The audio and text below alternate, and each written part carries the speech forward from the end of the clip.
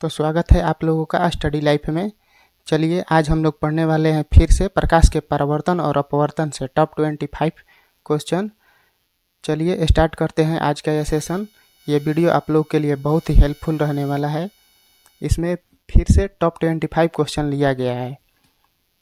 चलिए स्टार्ट करते हैं पहला क्वेश्चन से।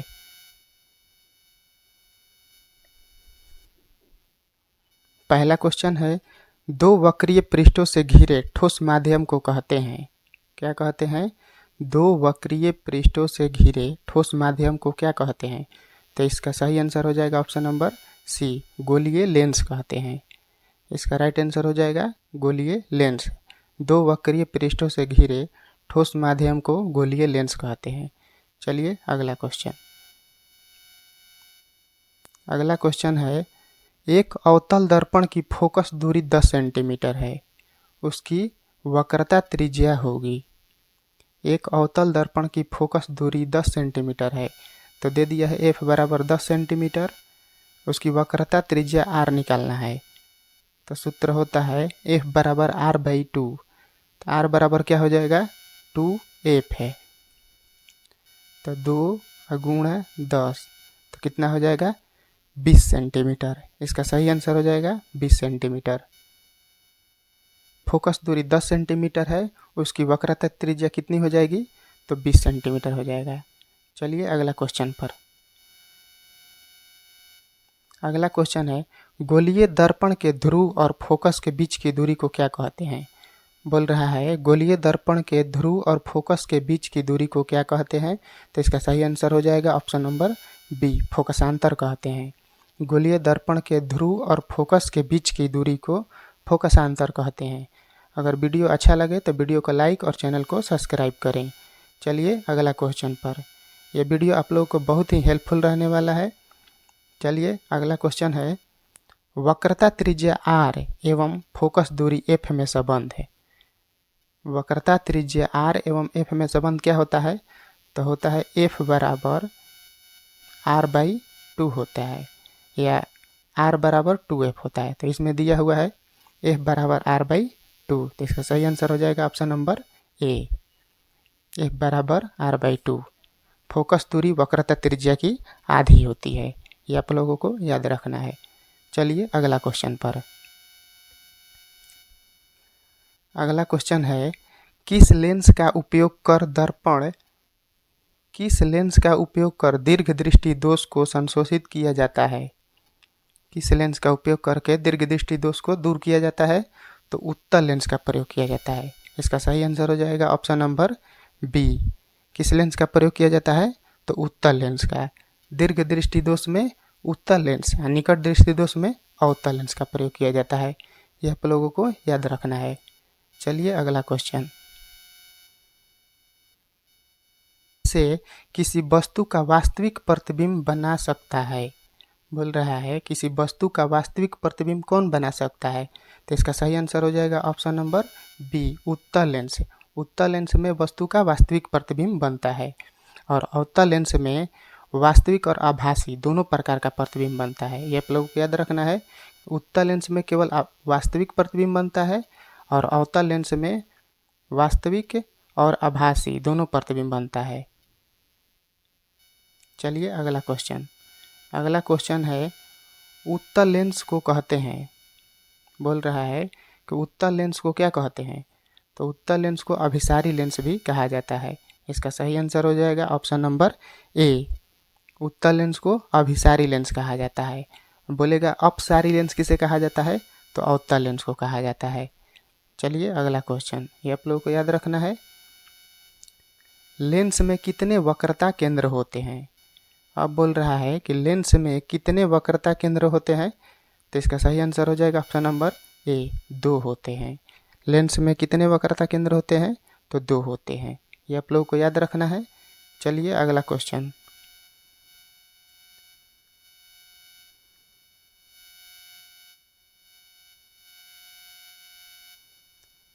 अगला क्वेश्चन है, दंत विशेषज्ञ किस दर्पण का उपयोग मरीजों के दांतों का बड़ा प्रतिबिंब देखने के लिए करते हैं? दंत विशेषज्ञ किस दर्पण का उपयोग मरीजों के दांतों का बड़ा प्रतिबिंब देखने के लिए करते हैं? तो इसका सही आंसर हो जाएगा ऑप्शन नंबर सी, अवतल दर्पण का प्रयोग करते हैं। दांत, कान, नाक आदि को चेक करने के लिए डॉक्टर किसका प्रयोग करते हैं? तो अवतल दर्पण का प्रयोग करते हैं। चलिए अगला क्वेश्चन है, गोलीय दर्पण का परावर्तक पृष्ठ वक्रीय हो सकता है। बोल रहा है कि गोलीय दर्पण का परावर्तक पृष्ठ वक्रीय हो सकता है। तो इसका सही आंसर हो जाएगा ऑप्शन नंबर सी, अंदर या बाहर की ओर। गोलीय दर्पण परावर्तक पृष्ठ वक्रीय हो सकता है, तो दोनों तरफ, इस साइड से भी इस साइड से भी। चलिए अगला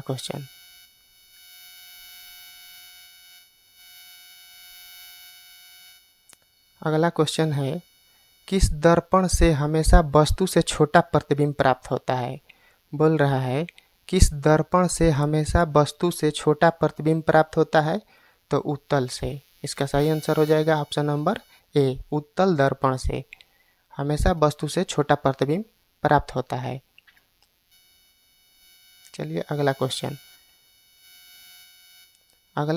है, वाहनों में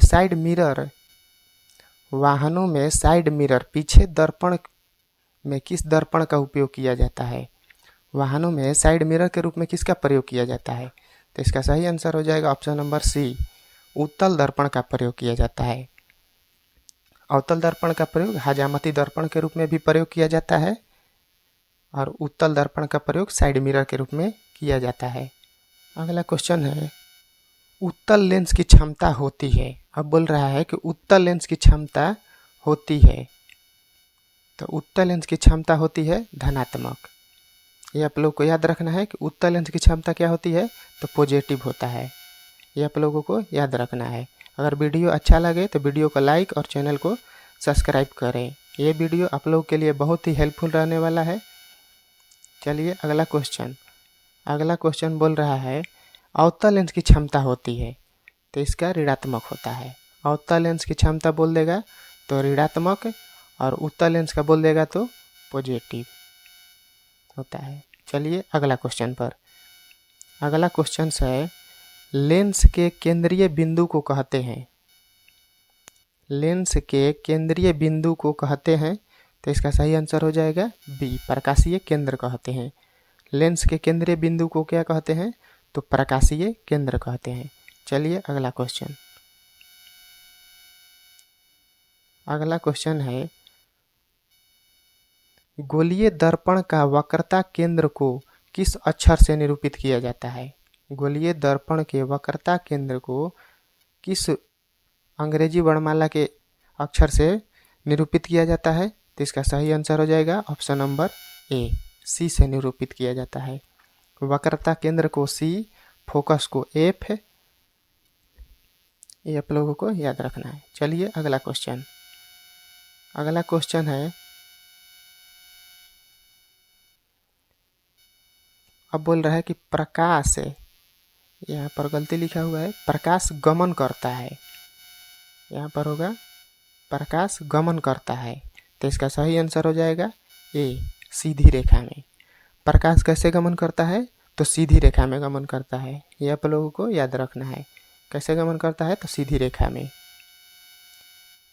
जिस वस्तु से प्रकाश निकलता है, अब बोल रहा है कि जिस वस्तु से प्रकाश निकलता है उसे कहा जाता है, उसे क्या कहा जाता है?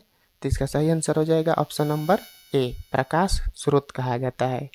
जिस वस्तु से प्रकाश निकलता है उसे प्रकाश स्रोत कहते हैं। जैसे सूर्य भगवान, उनसे प्रकाश निकलता है, वह प्रकाश का स्रोत है।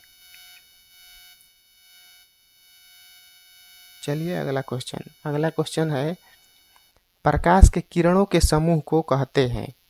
प्रकाश के किरणों के समूह को क्या कहते हैं?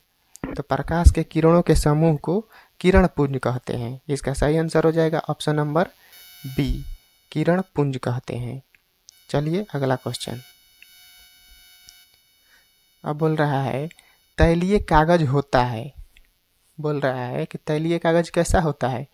तो ये परभाषक होता है। इसका सही आंसर हो जाएगा ऑप्शन नंबर सी, परभाषक होता है। तेल लगा हुआ कागज थोड़ा मोड़ा आर पार दिखाई देता है, इसलिए परभाषक होता है। कांच बोल देगा तो पारदर्शक होता है, आर पार देखा जा सकता है। लकड़ी ये सब हो जाएगा अपारदर्शक। चलिए अगला क्वेश्चन। अगला क्वेश्चन है, समतल दर्पण की फोकस दूरी होती है। अब बोल रहा है कि समतल दर्पण की फोकस दूरी क्या होती है, तो इसकी फोकस दूरी अनंत होती है। ये आप लोग को याद रखना है। इसका सही आंसर हो जाएगा ऑप्शन नंबर ए, अनंत। समतल दर्पण की फोकस दूरी अनंत होती है। चलिए अगला क्वेश्चन। अगला क्वेश्चन है, निम्नलिखित में से किसका अपवर्तनांक सबसे अधिक होता है। बोल रहा है कि किसका अपवर्तनांक सबसे अधिक होता है, तो इसका सही आंसर हो जाएगा ऑप्शन नंबर डी, हीरा का। हीरा का अपवर्तनांक सबसे अधिक होता है। इसका अपवर्तनांक होता है 2.42, ऐसे होता है 2.417 होता है। तो इसको इतना मानकर लिया जाता है लगभग में 2.42। ये आप लोगों को याद रखना है कि हीरे का अपवर्तनांक कितना होता है, तो 2.42। इसका सही आंसर हो जाएगा ऑप्शन नंबर डी, हीरे का अपवर्तनांक अधिक होता है। चलिए अगला क्वेश्चन पर। अगला क्वेश्चन है, विरल माध्यम से सघन माध्यम में जाने पर, विरल माध्यम से सघन माध्यम में जाती हुई किरण मुड़ जाती है। बोल रहा है कि विरल माध्यम से अगर आप सघन माध्यम में जाइएगा तो क्या होगा, तो इसका सही आंसर हो जाएगा ऑप्शन नंबर ए, अभिलंब की ओर मुड़ जाएगा। अगर विरल माध्यम हवा से, मान लीजिए आप सघन माध्यम में जा रहे हैं तो अभिलंब की ओर मुड़ जाएगा। अगर यही बोलता है कि सघन माध्यम से विरल माध्यम में जाना है तो अभिलंब से दूर भाग जाएगा। इसका सही आंसर हो जाएगा ऑप्शन नंबर ए, अभिलंब की ओर मुड़ जाएगा विरल माध्यम से सघन माध्यम में जाने पर। चलिए अगला क्वेश्चन।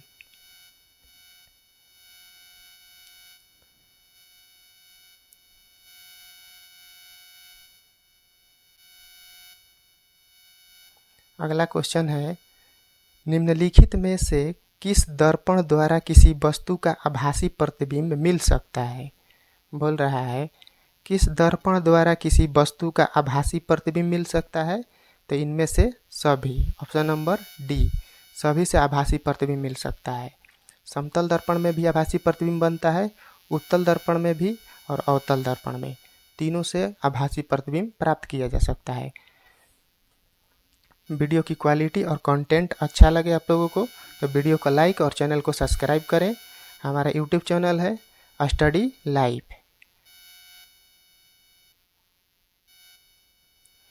चलिए अगला क्वेश्चन। अब बोल रहा है कि समतल दर्पण द्वारा बना प्रतिबिंब हमेशा क्या होता है, तो समतल दर्पण द्वारा बना प्रतिबिंब हमेशा काल्पनिक होता है। समतल दर्पण द्वारा बना प्रतिबिंब क्या होता है, तो काल्पनिक होता है। और समतल दर्पण में हम दर्पण से जितने दूरी पर खड़ा होते हैं, प्रतिबिंब दर्पण के उतना ही पीछे बनता है, उतना ही दूरी पर बनता है। ये आप लोगों को याद रखना है। चलिए अगला क्वेश्चन पर। अगला क्वेश्चन है, तालाब का जल कम गहरा दिखाई देने का कारण है। यदि तालाब का जल कम गहरा दिखाई दे रहा है तो इसका कारण क्या है, तो प्रकाश का अपवर्तन। यह अपवर्तन के कारण होता है। इसका सही आंसर हो जाएगा ऑप्शन नंबर सी, प्रकाश के अपवर्तन के कारण। कोई भी चीज़ बोलेगा, अगर गिलास में रखी हुई पेंसिल टेढ़ी क्यों दिखाई देती है, तो प्रकाश के अपवर्तन के कारण। टेढ़ा मेढ़ा कोई भी पूछ दे कि ये ऊंच खाल क्यों दिखाई देता है, बाल्टी का पानी अगर सिक्का डाल दिया जाए तो सिक्का उठा हुआ दिखाई देता है, तो यह अपवर्तन के कारण होता है। ये आप लोगों को याद रखना है। किसके कारण होता है, तो अपवर्तन के कारण होता है। चलिए, तो हम लोगों ने 25 क्वेश्चन को पूरा कर लिया।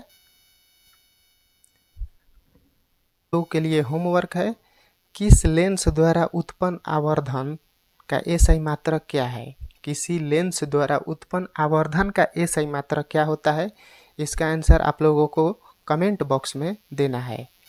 इसका आंसर कहाँ देना है? कमेंट बॉक्स में देना है कि किस लेंस द्वारा उत्पन्न आवर्धन का SI मात्रक क्या होता है। ये इसका आंसर कमेंट बॉक्स में देना है। तो हम लोगों ने 25 क्वेश्चन को पूरा कर लिया। मिलेंगे हम आपसे फिर से नेक्स्ट वीडियो में। अगर वीडियो अच्छा लगा हो तो वीडियो को लाइक और चैनल को सब्सक्राइब करें। हमारा यूट्यूब चैनल है स्टडी लाइव। मिलेंगे आपसे फिर से नेक्स्ट वीडियो में। इसी तरह का वीडियो देखने के लिए हमारे चैनल को सब्सक्राइब करें। चलिए मिलेंगे आपसे नेक्स्ट वीडियो में, तब तक के लिए धन्यवाद। जय हिंद।